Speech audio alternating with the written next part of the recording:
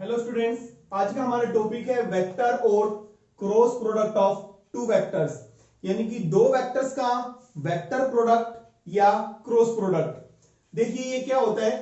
Suppose हमारे पास दो vectors हैं, vector A and vector B.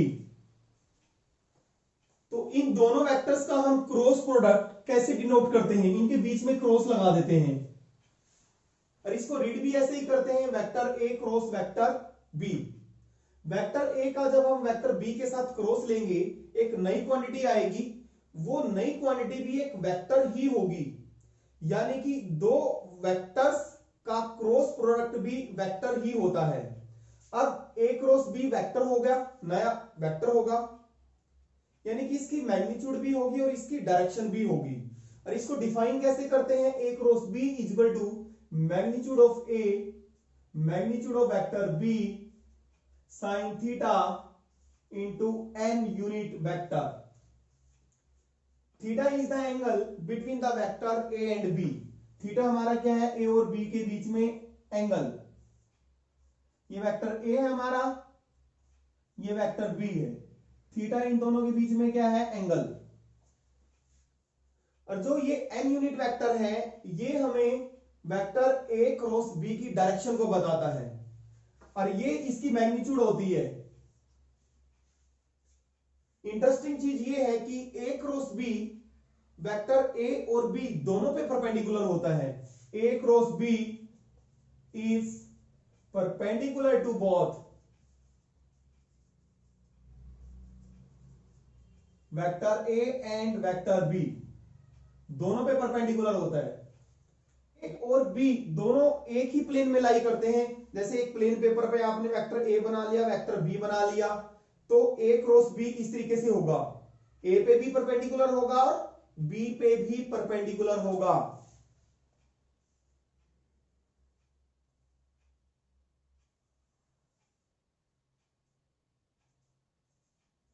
ये हमारा a क्रॉस b a पे भी परपेंडिकुलर है और b पे भी परपेंडिकुलर है। अब n यूनिट वेक्टर इसकी डायरेक्शन को बताता है, यानी कि ये भी हमारा a क्रॉस b के अलोंग होगा, यानी कि a क्रॉस b a पर b और b पर b दोनों पे परपेंडिकुलर है। इसका मतलब n यूनिट वेक्टर भी a पर भी परपेंडिकुलर है और b पर भी परपेंडिकुलर है। अब देखिए इस वेक्टर a क्रॉस b की दो डायरेक्शन हो सकती है। ये अपवर्ड डायरेक्शन में, भाई डाउनवर्ड डायरेक्शन में भी हो सकता है a क्रॉस b, यानी कि ये भी हमारा a और b दोनों पे परपेंडिकुलर हो सकता है डाउनवर्ड डायरेक्शन में। अगर डाउनवर्ड डायरेक्शन में होगा तो इस यूनिट वेक्टर की जो डायरेक्शन होगी क्या होगी, -n, क्योंकि डाउनवर्ड डायरेक्शन में है। अब डाउनवर्ड में कब होगा, अपवर्ड में कब होगा, इसके लिए हमारे पास इसकी डायरेक्शन फाइंड आउट करने के हमारे पास दो रूल हैं। फर्स्ट रूल है हमारा right hand thumb rule, second है हमारा right hand screw rule.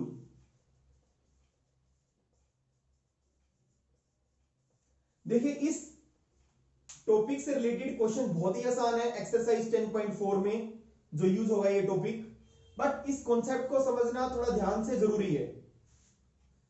Right hand thumb rule क्या कहता है, आपने राइट हैंड को लीजिए, राइट हैंड की फिंगर्स को आपने इस तरह से कर्ल करना है, ए से बी एंटी क्लॉकवाइज डायरेक्शन में, इस तरह से अगर हम कर्ल करेंगे ए से बी, जो हमारे थंब की डायरेक्शन होगी that will be the direction of vector A cross B, यानी कि थंब की डायरेक्शन कहां होगी, अपवर्ड डायरेक्शन होगी, तो ए क्रॉस बी भी कहां होगा, अपवर्ड डायरेक्शन में। देखिए हमने फिंगर्स को इस तरह से कर्ल किया ए से बी, यानी कि ए का हम बी पे क्रॉस प्रोडक्ट ले रहे हैं, पहले ए है फिर बी, ए से बी, ठीक है। अपवर्ड डायरेक्शन में होगा थंब, तो ए क्रॉस बी की डायरेक्शन भी अपवर्ड हो गई। अगर आप राइट हैंड को इस तरह से क्लॉकवाइज डायरेक्शन में फिंगर्स को कर्ल करेंगे इस तरीके से, बी से ए अगर आप कर्ल करेंगे नीचे की तरफ, तो हमारे जो थंब की डायरेक्शन किधर होगी, डाउनवर्ड।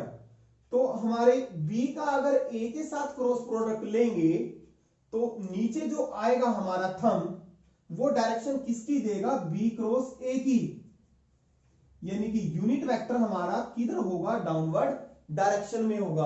अब समझ में आया ये नीचे बी क्रॉस ए क्यों आया, क्योंकि हम बी का ए के साथ इस तरह से कर्ल कर रहे हैं फिंगर्स को, पहले बी है, बी का ए के साथ इस तरह, इस डायरेक्शन में, ठीक है। बी का ए के साथ क्रॉस लेंगे, इधर करेंगे ऐसे तो नेगेटिव डायरेक्शन में, अगर ऊपर की तरफ करेंगे तो ए का बी में ऊपर की तरफ जाएगा। सेकंड है right hand screw rule. Screw rule क्या कहता है, आपने स्क्रू को लूज और टाइट किया होगा स्क्रू ड्राइवर से, स्क्रू के आपने फिक्स किया यहां पे, स्क्रू को अगर हम इस तरह से रोटेट करते हैं, देखिए ये आपका स्क्रू है, स्क्रू ड्राइवर से जब हम इसको खोलते हैं इस तरीके से खोलते हैं, यानी कि किधर की डायरेक्शन में, किधर की डायरेक्शन में जा रहा है ये, एंटी क्लॉकवाइज डायरेक्शन में। अगर आप इस तरीके से खोलते हैं तो हमारा स्क्रू किधर जाएगा, ऊपर की तरफ। जो स्क्रू की जो डायरेक्शन होगी वही हमारी एन यूनिट वेक्टर की डायरेक्शन होगी, यानी कि अपवर्ड डायरेक्शन। अगर आप स्क्रू को अगर टाइट करते हैं इस तरह से, अगर टाइट करेंगे,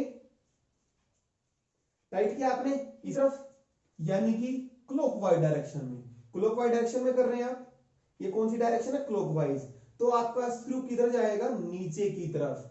तो नीचे की तरफ जो, यानी कि एन यूनिट वेक्टर की डायरेक्शन क्या होगी, डाउनवर्ड डायरेक्शन होगी। अब हम इस डेफिनेशन से कुछ कॉन्सेप्ट डराइव करेंगे जो कि हमारे एक्सरसाइज 10.4 में यूज होंगे। फर्स्ट है sine theta is equal to magnitude of A cross B divide by magnitude of A into magnitude of B. देखिए कैसे आया ये, दोनों तरफ इस डेफिनेशन में हम दोनों तरफ मैग्नीट्यूड ले लेते हैं। मैग्नीट्यूड ली हमने, मैग्नीट्यूड ए क्रॉस बी, इधर भी मैग्नीट्यूड लेंगे, ये तो ऑब्वियसली कांस्टेंट है तो इन पे कोई फर्क नहीं पड़ेगा।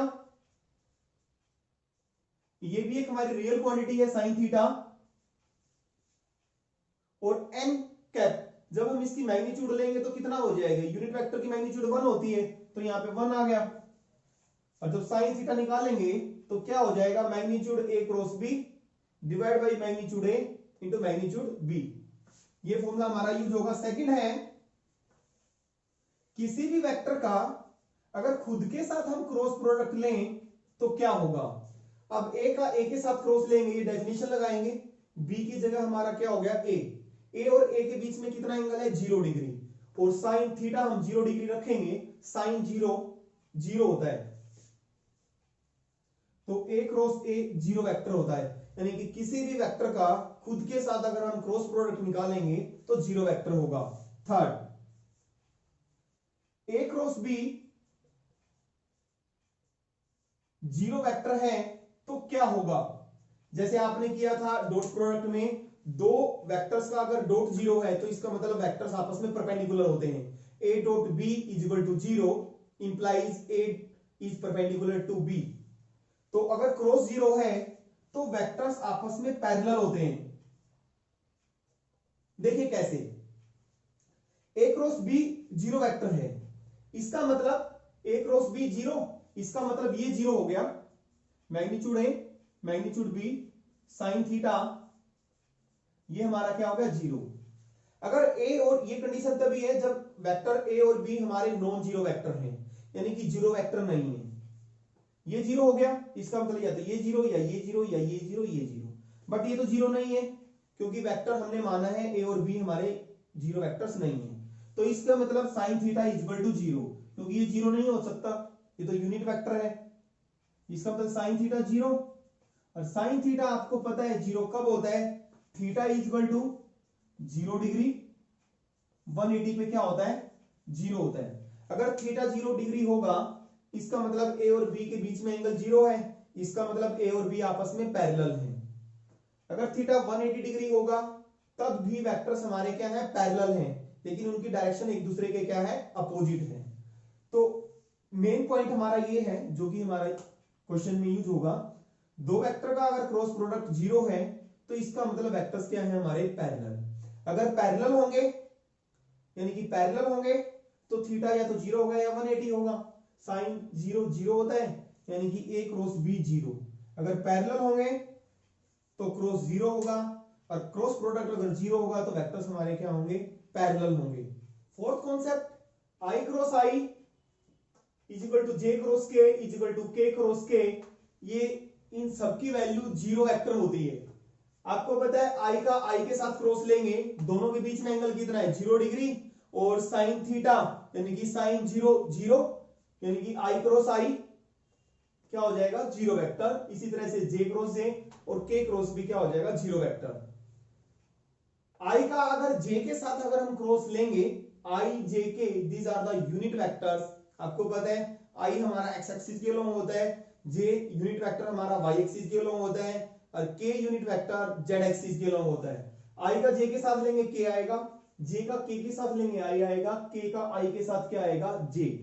देखिए इसको हम समझेंगे,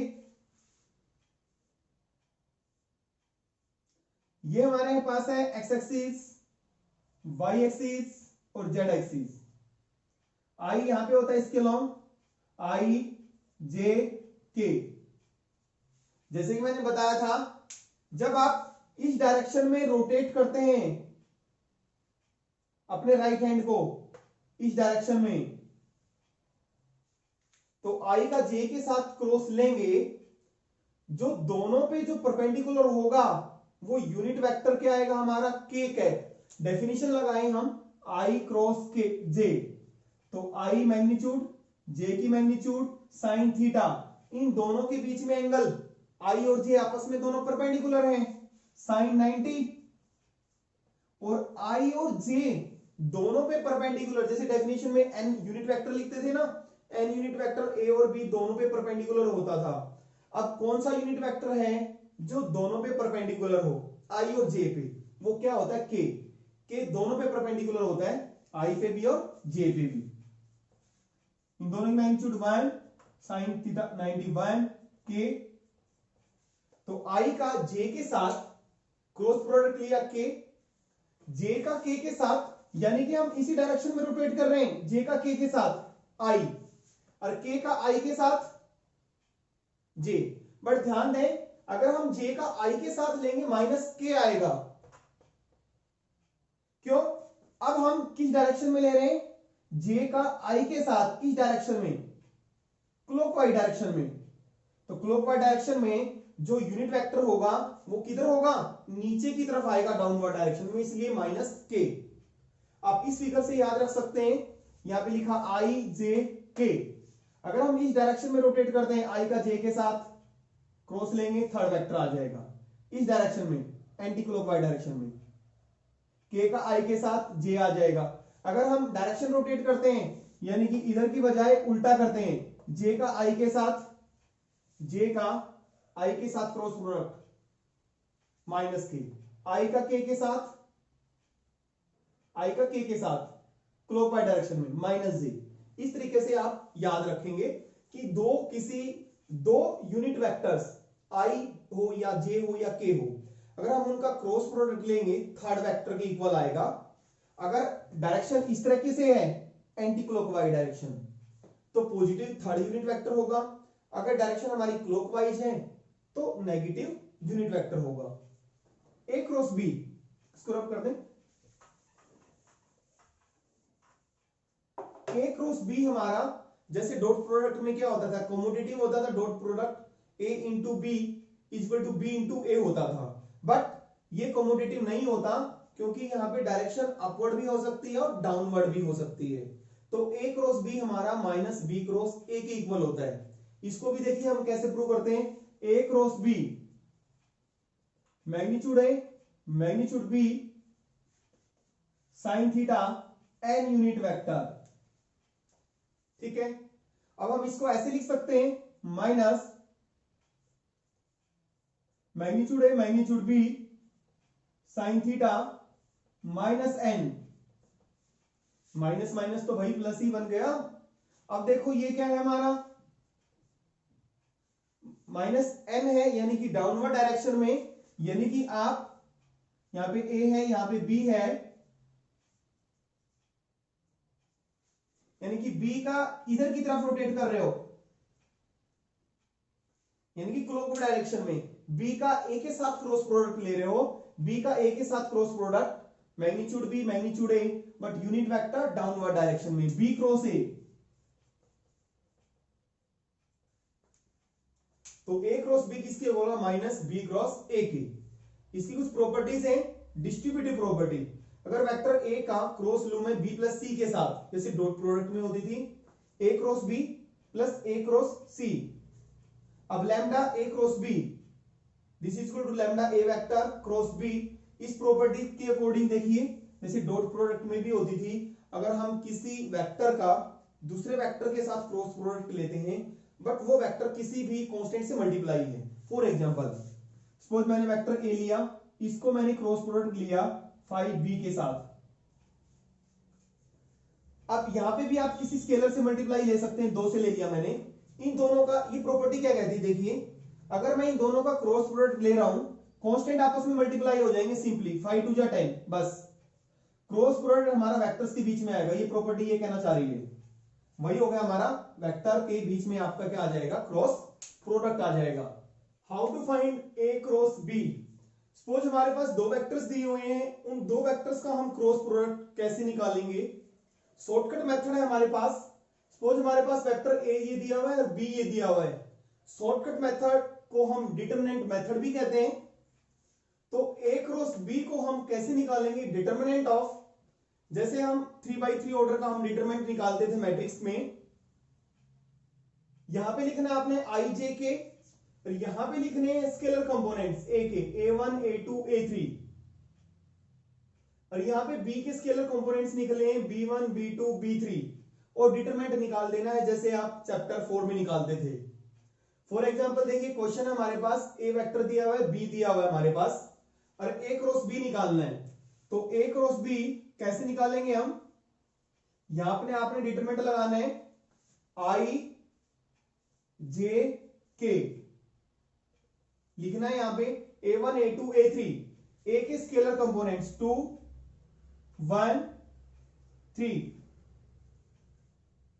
बी के कंपोनेंट्स 3 5 -2, एक्सपेंडिंग अलोंग R1 के अलोंग एक्सपेंड करेंगे, कैसे करते हो आप, आई डिटरमिनेंट आई फर्स्ट कॉलम में और फर्स्ट रो में, इसको आप हाइड कर लें, इसको छिपा दें फर्स्ट रो और फर्स्ट कॉलम को, तो क्या बचा 1 5 3 -2। फिर इसके बाद सेकंड जे पे कौन सा साइन होता है, माइनस जे, सेकंड कॉलम और फर्स्ट रो को छिपा दें, क्या बचा 2 3 3 -2।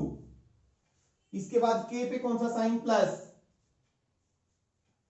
थर्ड कॉलम और फर्स्ट रो को आप छिपा दें, तो क्या बचेगा 2 3 1 5। इस तरह से आप डिटरमिनेंट निकालते हैं, आई -2 -15 -j -4, इसका डिटरमिनेंट ऐसे ही निकालेंगे, -9 प्लस के यूनिट वेक्टर 10 -3। तो ये हो गया हमारे पास -17i -13, तो प्लस 13j हो गया 7k।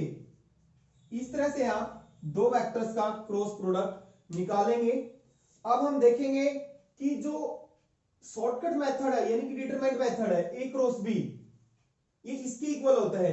इसको अब हम लॉन्ग मेथड से भी निकालेंगे कि शॉर्टकट में हमारा ए क्रॉस बी इसके इक्वल होता है। देखिए ए क्रॉस बी को अगर हम एक्सप्लेन करें शॉर्टकट मेथड से, ये कैसे आया, ए क्रॉस बी, ए वेक्टर हमारे पास ये दिया हमारे पास, और बी दिया हुआ b1i plus b2j plus b3k, इसके साथ क्रॉस प्रोडक्ट लूंगा जैसे हमने डॉट प्रोडक्ट में लिया था, जस्ट जैसे हम मल्टीप्लाई करते हैं a1i का पहले b1 के साथ मल्टीप्लाई, फिर b2 के साथ, फिर b3 के साथ, a1i का मैं b1i के साथ क्रॉस लूंगा तो कांस्टेंट तो हमारे मल्टीप्लाई हो जाएंगे, a1 b1, i का i के साथ क्रॉस आ जाएगा, फिर a1 का b2 के साथ, i किसके साथ हो जाएगा, j के साथ क्रॉस हो जाएगा, फिर a1i का मैं क्रॉस प्रोडक्ट लूंगा b3k के साथ, तो a1 b3 i का k के साथ, फिर इसी तरह से ए टू जे का B1 I के साथ क्रॉस, तो ए टू B1 जे आई, फिर ए टू जे का B2 जे के साथ, फिर B3 के साथ, फिर A3 के का क्रॉस प्रोडक्ट B1 I के साथ, फिर इसके साथ, फिर इसके साथ। तो ये लाइन आपके पास आ जाएगी। ठीक है, A1 B1 आपको पता है I क्रॉस I, जब देखिए इसके साथ इसका क्रॉस प्रोडक्ट लूंगा, A1 I का लूंगा, तीनों के साथ 3 टर्म आएंगी, फिर 3 टर्म फिर आएंगी, फिर 3 टर्म आएंगी, 9 टर्म होंगी हमारे पास। ये I का I के साथ क्रॉस 0 हो जाएगा, ये तो वैसे डिलीट होगी हमारी टर्म। J का J के साथ क्रॉस 0 हो जाएगा, K का K के साथ क्रॉस 0 हो जाएगा। अब देखिए A1 B1 sorry A1 B2 I cross J पहली term, second term A1 B3 I cross K। मैं इसको लिख सकता हूं I क्रॉस K को, आपको पता है A क्रॉस B किसकी इक्वल होता है, माइनस B क्रॉस A। अगर ऑर्डर चेंज कर देंगे तो माइनस आ जाएगा। हम सभी टर्म्स को देखिए, यहां पे मैंने I लिखा, यहां पे फिर J लिखा और यहां पे K लिखा। अगर I का J के साथ क्रॉस लेंगे इस ऑर्डर में तो K आएगा, K का I के साथ लेंगे तो J आएगा। तो हम I J K इस ऑर्डर में लिख रहे हैं। हम इस ऑर्डर में लिखा मैंने, ये हमारा I K था, I K इस ऑर्डर में था, मैंने इस ऑर्डर में लिखना है। सभी को किस ऑर्डर में लिखना है, एंटी क्लॉकवाइज डायरेक्शन में। K I लिख दिया तो माइनस हो जाएगा, माइनस ये J I है, पहले क्या आना चाहिए I J K, I J, तो ये माइनस हो गया। फिर ये तो 0 हो गया हमारे पास, ये J K है और पहले J K, ये ठीक है। A टू B3 ये ठीक टर्म है, इसको हमने माइनस में नहीं लिखा, प्लस A3 B1 K का I के साथ, ये ठीक है। K के बाद क्या आता है, I ही आता है, और इसको हमने क्या कर दिया, पहले J आना चाहिए J K, तो इसको माइनस, पहले J ले आए हम तो माइनस कर दिया, minus A3 B2 J cross K, यानी कि ये लाइन आ गई हमारे पास। अब I क्रॉस J आपको पता है K होता है, A1 B2 क्या होता है, I क्रॉस J K होता है। A1 B3 K का I के साथ, एंटी क्लॉकवाइज डायरेक्शन में चल रहे हैं हम, K का I के साथ J, और A2 B1 I J का K, J का K के साथ I हो जाएगा, और A3 B1 K का I के साथ J हो जाएगा, J का K के साथ क्रॉस I हो जाएगा। अब कलेक्ट कर लें I वाली टर्म। I वाली टर्म एक हमारे पास टर्म है, ये है I वाली टर्म A2 B3, और इसमें से इसको माइनस कर दिया, माइनस A3 B2, यहां पे माइनस कॉमन लिया A1 B3 J की टर्म में से, तो ये प्लस का हो गया, ये माइनस का हो गया, और ये बची हमारे पास K की टर्म्स। अब जो लास्ट वाली जो लाइन बची है, इसको हम डिटरमिनेंट की फॉर्म में, यानी कि A क्रॉस B चल रहा है हमारा, A क्रॉस B इसकी इक्वल आ गया, इसको हम डिटरमिनेंट फॉर्म में ऐसे लिख सकते हैं, यहाँ पे I J K A1 A2 A3 B1 B2 B3 यही आ जाएगा। देख सकते हैं आप, जब आप इसको एक्सपेंड करेंगे I A2 B3 minus A3 B2 वही आ गया, फिर J पे माइनस होता है A1 B3 minus A3 B1, फिर K A1 B2 minus A2 B1। Next concept जो कि हमारा एक्सरसाइज 10.4 में यूज होगा, unit vector perpendicular to both A and B। A और B दोनों के ऊपर जो यूनिट वेक्टर परपेंडिकुलर होगा वो हम कैसे निकालेंगे, this is equal to plus minus A cross B को उसकी मैग्नीट्यूड से डिवाइड कर देंगे। देखिए आपको पता है एक्सरसाइज 10.2 में भी किया था आपने, यूनिट वेक्टर हम किसी भी वेक्टर के अलोंग कैसे निकालते हैं, उस वेक्टर को उसकी मैग्नीट्यूड से डिवाइड कर देते हैं। अब जो ये यूनिट वेक्टर होता है, जो A पे भी होता है परपेंडिकुलर B पे भी होता है, आपको पता है किसके अलोंग होता है, ये सपोज आपका वेक्टर A है, ये वेक्टर B है, तो आपको पता है ना किसके अलोंग होता है, A क्रॉस B के अलोंग होता है ये यूनिट वेक्टर। ये यूनिट वेक्टर किसके अलोंग होता है, A क्रॉस B के, और तो यूनिट वेक्टर ये A पे भी परपेंडिकुलर होता है और B पे भी, तो किसकी डायरेक्शन में होता है, A क्रॉस B की डायरेक्शन में। तो यूनिट वेक्टर कैसे निकालते हैं, जिस वेक्टर की डायरेक्शन में होता है उस वेक्टर को उसके मैग्नीट्यूड से क्या कर देते हैं, डिवाइड कर देते हैं। तो ये आपका फॉर्मूला है यूनिट वेक्टर जो दोनों पे परपेंडिकुलर है निकालने का। अब इसकी डायरेक्शन नेगेटिव में भी हो सकती है, डाउनवर्ड में भी हो सकती है, इसलिए माइनस भी आ गया, प्लस माइनस दोनों आ जाएंगे, दो यूनिट वेक्टर हो सकते हैं। नेक्स्ट कॉन्सेप्ट है हमारा, अगर ए और B, if A and B represent the adjacent sides, इसको रब कर दें, ऑफ ए ट्राइंगल। अगर वेक्टर ए और बी किसी ट्राइंगल की एडजेसेंट साइड्स को रिप्रेजेंट करते हैं तो एरिया निकालने का फॉर्मूला होता है 1/2 magnitude of A cross B. For example देखिए, ये हमारे पास है ट्राइंगल ए बी सी,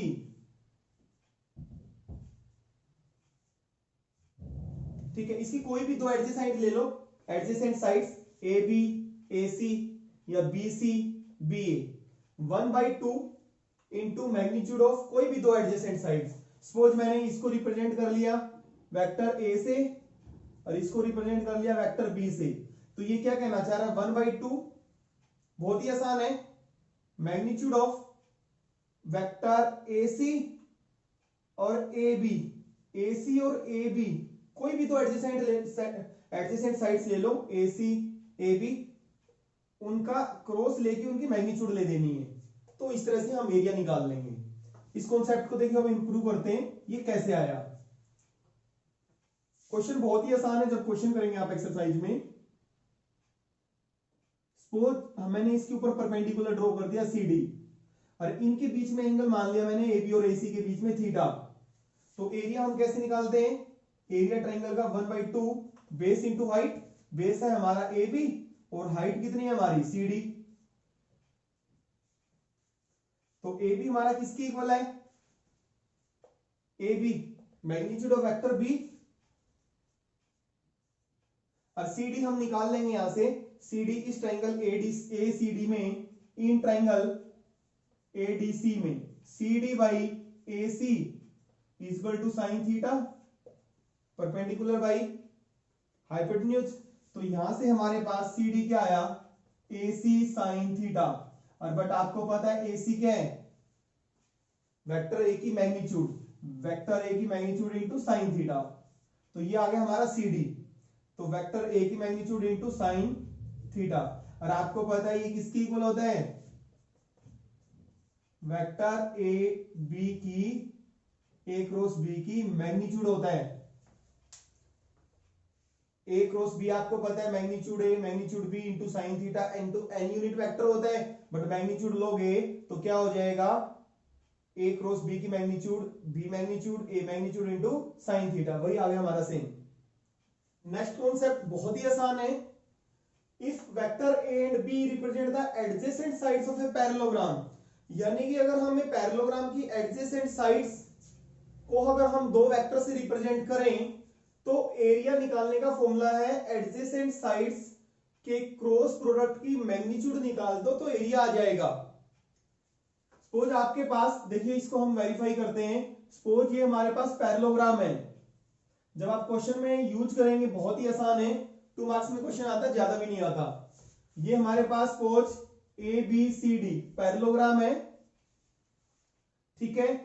इसको हमने वेक्टर सपोज बी से रिप्रेजेंट कर लिया ए बी को, इसको हमने ए डी से ए वेक्टर से रिप्रेजेंट कर लिया,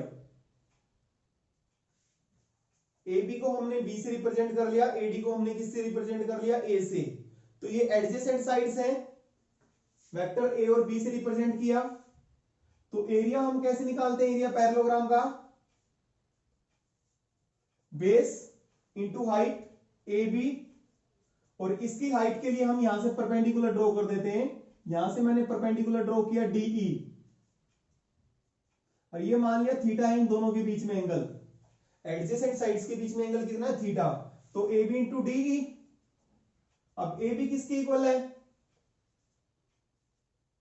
magnitude B, A B is the magnitude of vector B, और डीई जैसे पहले हमने ट्राइंगल में निकाला था, in triangle A D E, D E निकालेंगे तो ए आ जाएगा हमारे पास A D sine theta, magnitude B, A D देखिए क्या है, वेक्टर ए की मैग्नीट्यूड है, और sine theta as it is लिखेंगे आप। और ये आपको पता है किसकी इक्वल होता है, आपको पता है ना, ए क्रॉस बी किसकी इक्वल होता है, magnitude A magnitude B into sine theta into N unit vector, और दोनों तरफ मैग्नीट्यूड लेंगे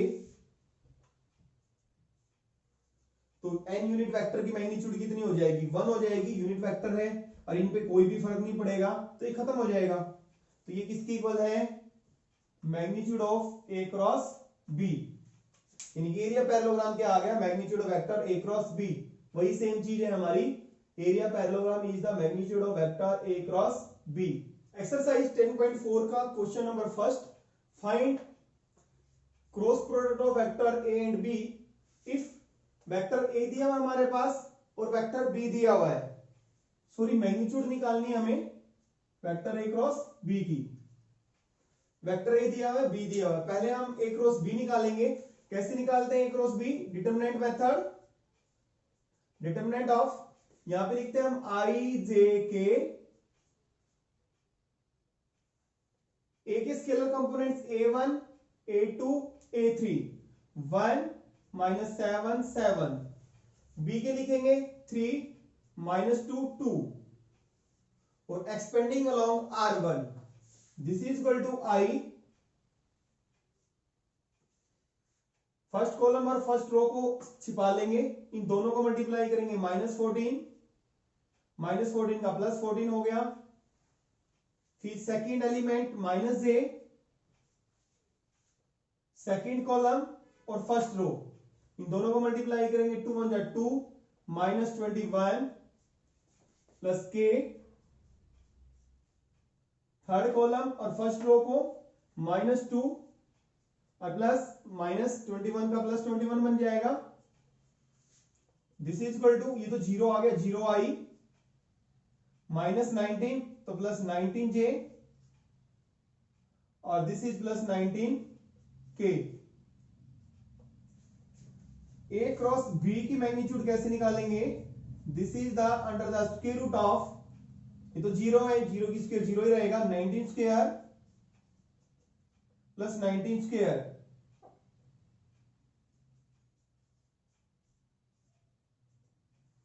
नाइनटीन का आप स्क्वायर कर सकते हैं, 19 का स्क्वायर कर सकते हैं, अदरवाइज इसको ऐसे लिख सकते हैं आप, कितने 19 स्क्वायर हो गए, 2 × 19 का स्क्वायर, 2 सिंगल है तो उसके रूट में रह जाएगा, 19 दो बार है तो एक 19 बाहर आ जाएगा, तो 19√2। Question number second, find a unit vector perpendicular to each of the vector a plus B and a minus B. आपने यूनिट वेक्टर निकालना है जो a प्लस बी पे भी परपेंडिकुलर हो और a माइनस बी पे भी परपेंडिकुलर हो। यहाँ पे a दिया हुआ हमारे पास, b दिया हुआ है। देखिए हम इसमें कौन सा कॉन्सेप्ट यूज करेंगे, ये कॉन्सेप्ट मैंने लिखवाया था, अभी करवाया था, unit vector perpendicular to both a and b। a and b दोनों पे परपेंडिकुलर यूनिट वेक्टर हम कैसे निकालते हैं, प्लस माइनस उन दोनों का क्रॉस, नीचे क्रॉस की मैग्नीट्यूड। ये है हमारा ए और बी पे परपेंडिकुलर निकालने का तरीका। बट यहां पे ए की जगह ए प्लस बी है जो दोनों पे परपेंडिकुलर हो, ए प्लस बी पे भी और ए माइनस बी पे भी, और बी की जगह क्या है, ए माइनस बी। तो दोनों पे यूनिट वेक्टर जो परपेंडिकुलर होगा तो क्या होगा, प्लस माइनस, अब ए की जगह क्या आ जाएगा, ए प्लस बी, यानी कि इन दोनों का क्रॉस, जिन दोनों के ऊपर परपेंडिकुलर यूनिट वेक्टर निकालना है ना, उन दोनों का क्रॉस, और नीचे उनकी क्रॉस की मैग्नीट्यूड। बस ये ध्यान रखना है, जिसके ऊपर आपने परपेंडिकुलर निकालना है यूनिट वेक्टर, ऊपर उनका क्रॉस, नीचे क्रॉस की मैग्नीट्यूड। ये तो पहले तो हमें a प्लस बी निकालना पड़ेगा, a प्लस बी निकालेंगे हम, a प्लस बी, a में b को जोड़ेंगे, 4i प्लस 4j, और प्लस 0 लिखने की जरूरत नहीं है, a माइनस बी, a में b को माइनस करेंगे, इसमें से इसको माइनस किया तो 2i, 2j माइनस 2j 0 हो गया, 2k माइनस करेंगे तो क्या हो जाएगा, प्लस हो जाएगा, प्लस 4k। अब हमें इन दोनों का a प्लस बी और a माइनस बी का क्रॉस प्रोडक्ट निकालना है। a प्लस बी का cross product a minus B के साथ कैसे निकालोगे, दो वेक्टर का क्रॉस प्रोडक्ट, डिटरमिनेंट i लिखेंगे, j लिखेंगे, k लिखेंगे। ए प्लस बी के स्केलर कंपोनेंट 4 4 के तो नहीं है, 0 लिखेंगे आप। ए माइनस बी का 2, जे नहीं है इसमें, इसका मतलब 0, और के का कितना 4। आई 4 4 जा 16 माइनस 0 और माइनस जे 16 माइनस 0 प्लस के 4 0 0 माइनस 8। तो ये हो गया हमारे पास 16 आई कैप माइनस 16 जे यूनिट वेक्टर माइनस 8 के यूनिट वेक्टर। अब इसकी मैग्नीट्यूड भी निकालनी पड़ेगी, ए प्लस बी और ए माइनस बी की मैग्नीट्यूड, इन दोनों के क्रॉस की मैग्नीट्यूड 16 का स्क्वायर प्लस माइनस 16 का स्क्वायर प्लस माइनस 8 का स्क्वायर। तो 16 का स्क्वायर वही कितना होता है 256 प्लस 256 और प्लस 64। तो ये हो गया हमारा 512, 512 में 64 ऐड करेंगे 576, और 576 का स्क्वायर रूट आपको पता है 24 होता है। कितना होता है 24। इसको रब करें तो यूनिट वेक्टर निकालने का जैसे मैंने अभी बताया था, लिखा था, तो unit vector required unit vector यानी कि जो a प्लस बी पे भी परपेंडिकुलर होगा और a माइनस बी पे भी, रिक्वायर्ड यूनिट वेक्टर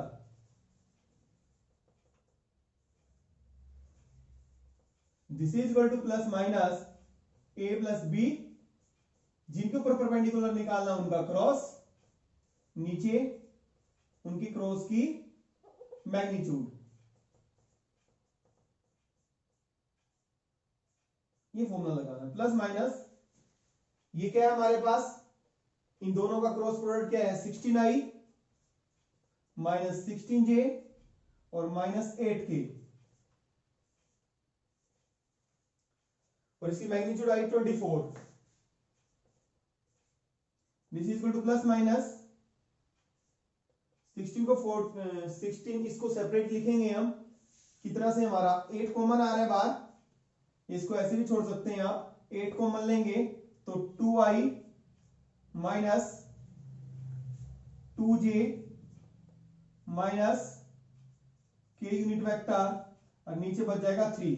8 कॉमन आ गया भाई, 8 2 जा 16, 8 2 जा 16 माइनस यहां पे बचा k और नीचे कैंसिल कर देंगे 3, और इसको आप ऐसे लिख सकते हैं this is equal to plus minus 2/3i minus 2/3j और माइनस 1/3k। ये हमारा यूनिट वेक्टर आ जाएगा